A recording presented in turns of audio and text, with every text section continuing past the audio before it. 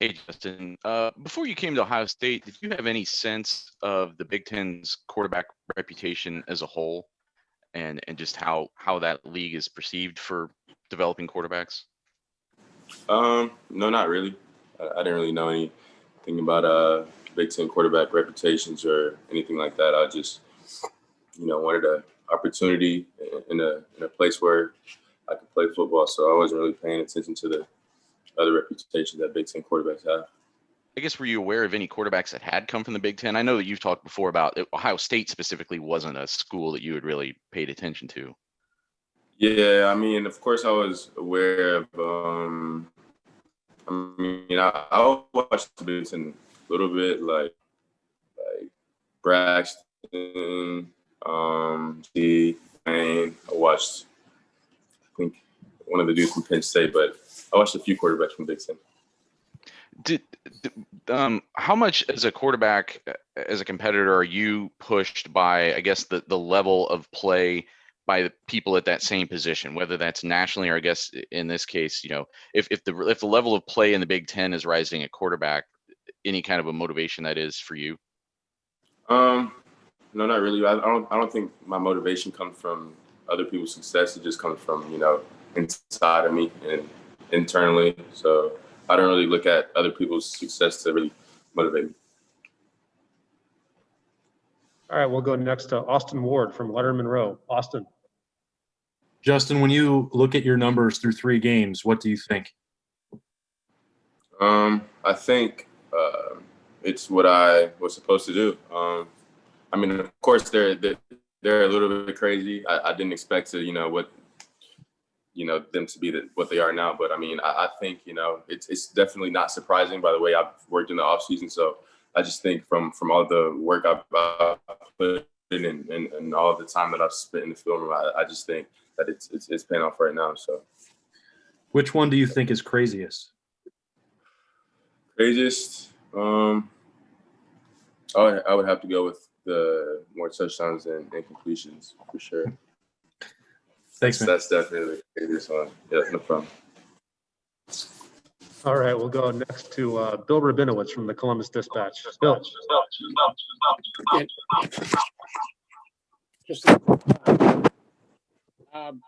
Just I was curious about your relationship with Chris Olave and how much faith you have in him.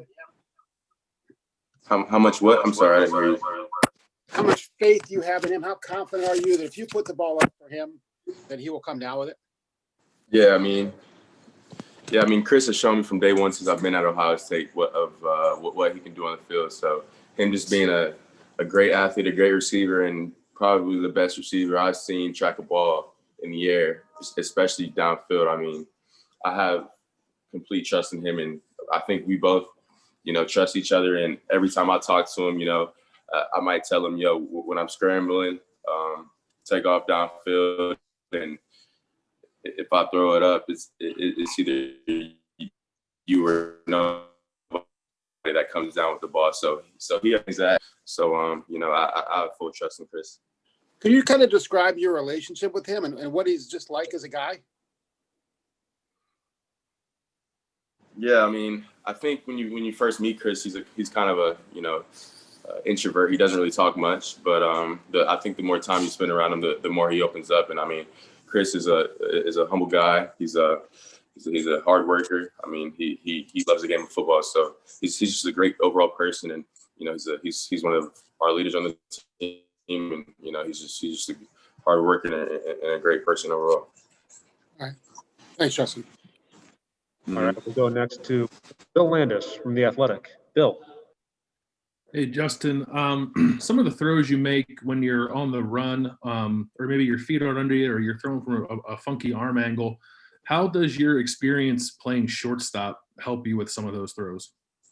Yeah, I think all of those throws, can be kind of tied with baseball. I think, me playing baseball for, I don't know, maybe I think I played it for 12, 13 years, something like that, maybe even more than that. I think, just me playing the infield, I think you just get used to making off-balance throws and stuff like that. So I think playing baseball has definitely helped me, moving around the pocket and staying balanced. And, it helps me and it allows me to make those throws, you know, on the run or maybe off balance. So I think baseball has helped me a lot. And how about, I'm wondering if you notice any similarities or think there are any similarities between sort of the way you have to use your hips when you're hitting a baseball and the way you have to use your hips when you're in the pocket, maybe throwing a ball deep down the field. Yeah, it's very similar. I mean, that was a big conversation Coach Day and I had over the offseason. You know, it's kind of like a swing. You know, it's different parts of it. So, I mean, I think to make it more consistent, you kind of just have to break it down and you know practice that. But yeah, I think a baseball swing and throwing a football is very similar. I think there's a lot of the same things going on between your front foot and your hips coming through. I think those have a lot to do with throwing. Thank you. All righty, next up, Brendan Gulick from Buckeyes Now on Sports Illustrated. Brendan. Hey, Justin, a couple things. First of all, let's maybe build off Bill's question a little bit there on baseball. Coach Day's talked a bunch about your mechanics at times and had referenced how the athleticism involved in other sports like baseball, like golf, like basketball translates to kind of what you're doing in the pocket. I'm curious, do you play anything else recreationally? Do you golf? Do you shoot hoops? Do you play baseball or whatnot? Sometimes I shoot hoops, but I've definitely been golfing a lot more. Well, this past quarantine I did probably more than I ever did in my life. But yeah, I mean, I feel like I had a bunch of free time. So, you know, every chance I got to go to the golf course, I mean, I'm not really a good golf player. I feel like I'm better than I'm supposed to be, but, you know, so every chance I got to go out on the golf course and, you know, swing some clubs out, I went out there. So awesome. Coach had specifically talked about when you're working on your mechanics, your posture, your balance, and keeping your head still when you're throwing were three things that he really was working on with you. Of those three, have you noticed one maybe more than the others that's made it the biggest difference for you? You said keeping the head still, and what else? I'm sorry. Keeping the head still, your posture, and your balance as you were throwing. I would say balance and posture. You know, just kind of staying tall in the pocket so you can make throws over the D lineman trying to swat the ball down and definitely balance, you know, moving in the pocket and kind of staying on balance. So I feel like when the quarterback's balance, it's way easier for him to be more accurate and stuff like that. So I feel like my balance has definitely. Thank you. All right, we'll go next to Tim May from Letterman Row. Tim. Thank you, Mike.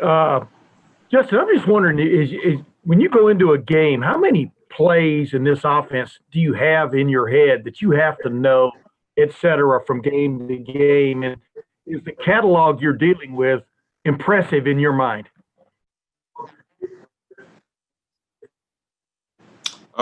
Yeah, there's a good amount of plays we have to remember, but you know, I think those plays become, you know, easy to remember or not that hard to remember. It's just because the amount of reps we do it and the amount of time we put in to studying those plays. So I pick up on things pretty fast. So I think when I get a feeling of a play, I might only have to run it like once or twice to get a good feel of the play. But yeah, I just think we've had so many reps at, you know, these certain type of plays, and we usually, you know, I think this quarantine, since we weren't, you know, able to practice, I think we got in like the most amount of plays we've ever gotten in. So we've definitely ran a lot of plays, and, you know, I think, you know, just the amount of reps we've gotten at them and the amount of times we ran them, I think that makes it easier for us to remember them.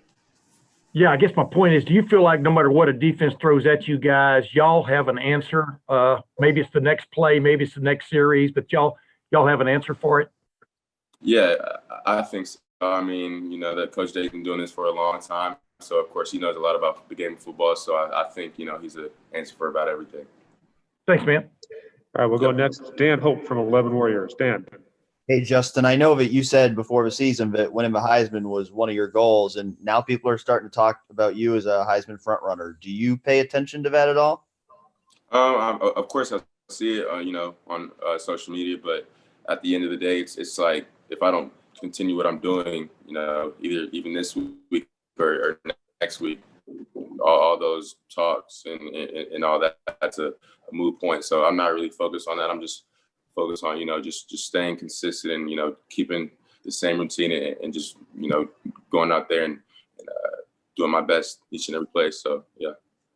How do you manage kind of having those individual goals in the back of your mind while, still keeping the team goals front and center? I think you just have to prioritize, what goals are more important to you. But I think, our team goals are, first on my list because, I think people look at that, at a different level. I think there's things with team goals and things you can accomplish as a team, factors that's hard to, do it by numbers. For example, like leadership and stuff like that. I think, you can't put that on a piece of paper and rate that. So I think, team goals and accomplishing those and winning games, of course, I think people look at that, differently. So, yeah. Thanks, Justin. All right, we'll go next to Joey Kaufman from the Columbus Dispatch. Joey. Justin, Garrett's had a really good stretch to start this season with 300-plus receiving yards. What's the best thing about throwing to him? I think his, body language is very easy for me to read. As I've said, we've gotten a lot of time to work with each other. So I think, just me throwing to him X amount of times have definitely get our chemistry on the same page. And, he's a great athlete, great receiver, has great hands, can track the ball well, can really jump out the gym. So, he's a all-around athlete and a great player. So, it's easy throwing to him. How much do you think his start this season is due to him playing or moving into the slot, or is it just due to the fact that he's an older, more experienced guy that you've been able to rep with? I feel like he's just kind of gotten a hold of the offense more, to be honest, from last season. Of course, he was a freshman last year, so it was kind of tough for him at first. But I think he's really matured from last season to this season in everything, really, in the weight room, on the practice field, in the film room. I think he's done a great job maturing, and I think that's a big part in his success. I don't think it's necessarily him being in the slot or the outside, because I think he would be making the same amount of plays. But I think the biggest thing in him has been maturity and just wanting to get better and learn and grow. We'll go next to Tony Gerdeman, Buckeye Scoop. Tony. Justin, you mentioned your lack of incompletions, and we know what Ryan Day had to say last year about some of your throwaways being his favorite throws. How much are you thinking about your completion percentage during the games, and does it affect you? Like, maybe I don't want to throw this one away because I don't want to drop from 86% to 85%? No, not really. I don't think about it in the game. Really, my goal is to complete, every ball I throw. That's my goal. And I don't look at that as a big picture. I kind of look at it, one play at a time. So on this particular play, I might be looking at, let's get a positive play right here. No sacks, nothing like that. So I just try to get the ball out of my hands as fast as possible. And, I think I've done a pretty good job of that, but there's always room to improve. So I'm just going to continue to get better. Thanks. All right, we'll go next to Elise Meniker from the Big Ten Network. Elise. Hey, Justin, I know you were talking about that, like other people's success doesn't drive yours, but when you hear there are other quarterbacks in this league, like the quarterback you're playing this week, who even look to your game and like things that you do, what does that say to you, and how do you respond to something like that? Like him playing, like us playing him this week? Yeah, like when Or he's him looking playing, at my he looks at your game and he likes your game, and this is even someone who has a brother in the NFL playing quarterback. What does it say to you that he's like, hey, I watch Justin, I like things that he does, and when you hear that, what's kind of your response? Of course, it's an honor always, just hearing that. But to be honest with you, I've seen some highlights of him, I think they played, I don't know, it might have been his first game, but he went crazy. But to be honest, I don't really watch other college quarterbacks. I try to watch NFL quarterbacks just to kind of, I feel like those guys are more mature and the way they play, and I feel like they make less mistakes. So I try to, watch guys that, I look up to, like Russell Wilson or Lamar Jackson or, Patrick Mahomes, even Cam. So I look at more film on those guys rather than college guys. All right, we'll go to Patrick Murphy, 247 Sports. Patrick. Justin, yesterday we talked to Jonathan Cooper about how he felt the defensive line played despite only having 1 sack. And he talked about getting pressure on quarterbacks and still impacting the game, maybe not statistically, but still having an impact. From a quarterback's perspective, when a defensive line is pressuring you, but maybe they're not getting to you, how does that change where you're throwing from, the impact that they can have without actually getting sacks? Yeah, I mean, that definitely has a big impact on the quarterback. I think pressure can throw off the timing with the quarterback and the receivers. So I think that's a big part. And it also allows the DBs to, he might have slipped or something like that. Or, say if it's a curl route and the quarterback has to move in the pocket, that throws off the timing. So I think the D-line definitely has a lot to do with the success of the passing game and the secondary. So I think, those just work as, just kind of one big thing. All right, got time for 2 more. We'll go to Spencer Holbrook first, and then Stephen Means. Spencer. Justin, how hard is it to not throw to Garrett and Chris every play just because they seem so open? Do you try and spread the ball around a little more throughout the game, or do you just take what the defense is giving you? Yeah, it doesn't really matter who I throw to. I mean, of course, those guys are very talented, but I feel like, we have other talented players at receiver, at tight end, and at running back. So I think I just, just go through the reads, and, if my guy's open, then he's open, and if he drops it, that's on there. I just do my job to the best of my ability, and just try to help my team win in every possible way. And then if I can sneak in real quick, when you throw that ball over the middle to Julian on Saturday, and it hits him in the hands and he drops it, you're now a captain, and he's just a freshman. You showed some confidence to try and hit him over the middle. What do you say to him on a ball like that can kind of uplift him after I'm sure he probably wasn't feeling it?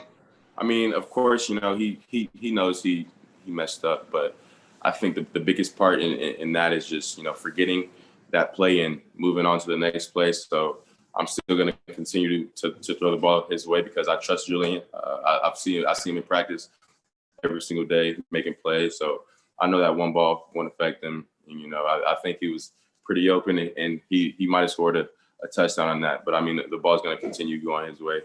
And, he's a great receiver, so he's a great person too. Thank you. Mm-hmm. And last question to Stephen Means, Cleveland.com. Stephen.